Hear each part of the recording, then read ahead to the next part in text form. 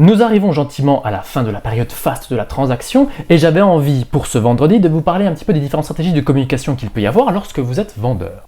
Je tiens juste à rappeler une toute petite chose que beaucoup de personnes ont tendance à oublier. Lorsque vous publiez sur un portail tel Le Bon Coin, Se Loger ou sur un des portails spécialisés pour la transaction immobilière, dites-vous bien que ce que vous envoyez comme message au marché, ça correspond au fait que vous criez sur tous les toits que vous voulez vendre. Et c'est pour ça qu'on a beaucoup de vendeurs qui ne se rendent pas compte de ce qu'ils font lorsqu'ils font une publication. Et donc aujourd'hui, on parle un petit peu stratégie de communication par rapport à la vente de son bien.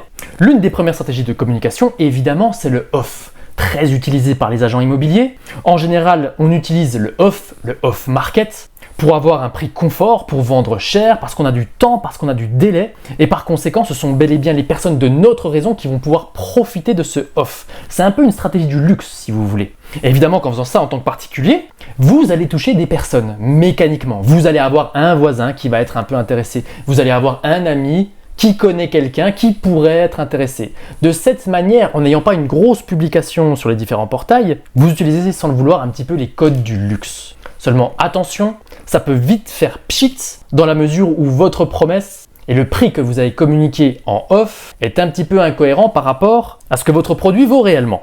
On utilise donc souvent la technique du off lorsqu'on est en confort, mais on peut aussi utiliser la technique du off lorsque l'on est un petit peu en contrainte et qu'on a déjà fait plusieurs publications. Vous pouvez aussi communiquer entre guillemets en off à des amis ou à des personnes autour de vous qu'en réalité le prix affiché est un petit peu plus bas. Mais attention à qui vous le dites parce que je vous assure que chez les voisins, il y a beaucoup de personnes qui seront ravies de vous voir échouer à votre transaction. Donc attention à ce que vous communiquez et à qui est-ce que vous communiquez. Mais c'est une stratégie qui est assez efficace et vraiment les meilleures affaires, dans la plupart des cas, eh bien, vous ne les voyez même pas passer sur le bon coin parce qu'elles se passent de cette manière.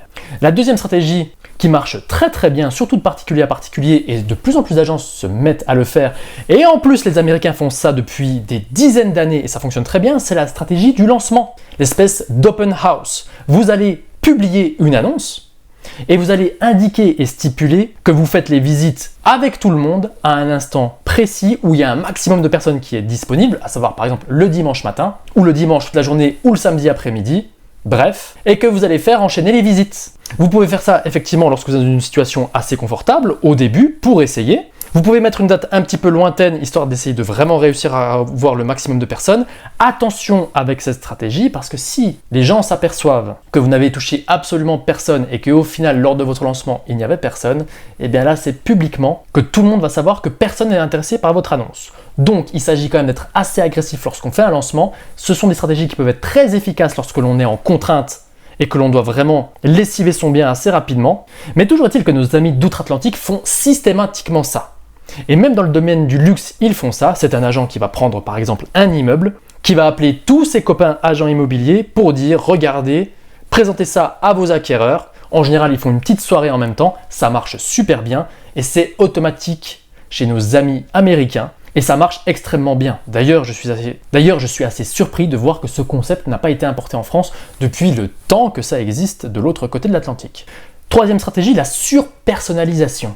Il s'agit d'exclure, dès que les personnes vont voir votre annonce, toutes les personnes qui ne sont mécaniquement pas intéressées. En général, les agences et les agents en général vont vous dire qu'il va falloir dépersonnaliser votre bien. Et c'est vrai pour qu'un maximum de personnes puissent se projeter.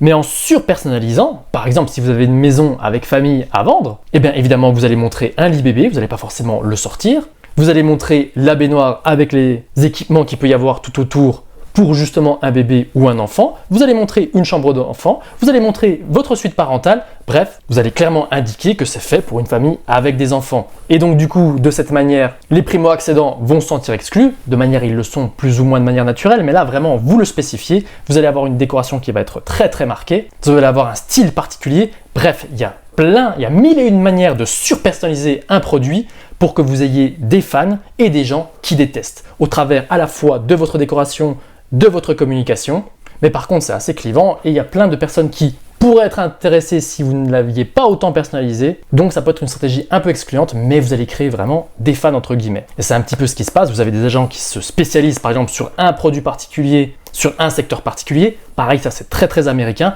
et par exemple toutes les familles avec de jeunes enfants vont chez cette agence, pourquoi? Parce qu'en général les vendeurs vont chez cette personne. Donc vous pouvez être très spécifique dans votre description, dans vos photos, dans votre façon de communiquer. La surpersonnalisation peut être efficace. Quatrième stratégie de communication, la fausse nouveauté.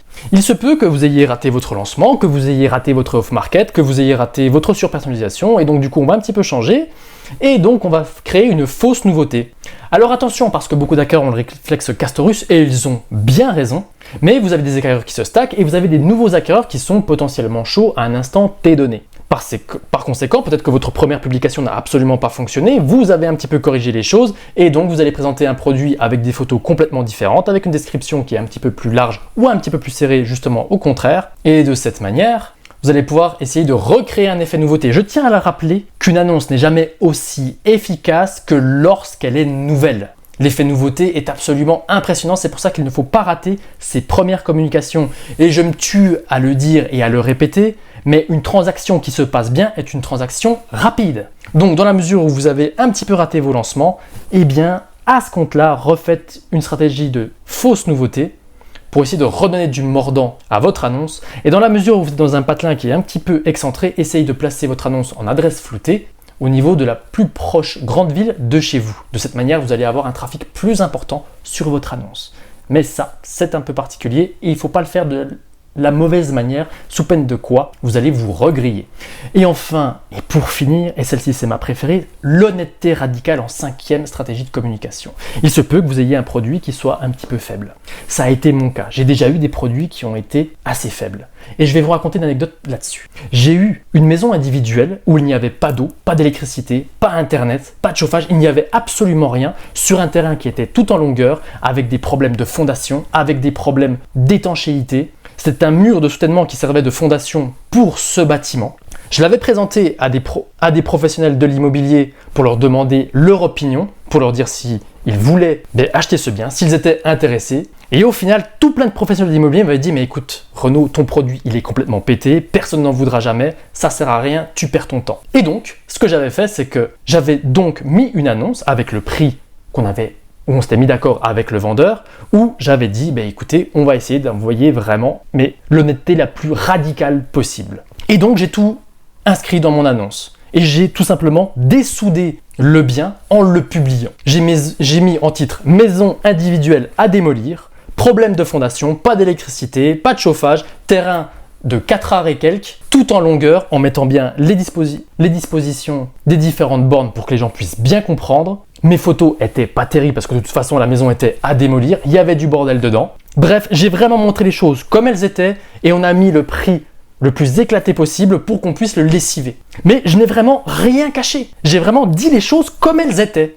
Et vous me croyez ou vous me croyez pas, c'est l'annonce qui a le mieux marché en tant qu'agent immobilier. Alors évidemment, j'avais un prix qui était très agressif et c'était en 2021.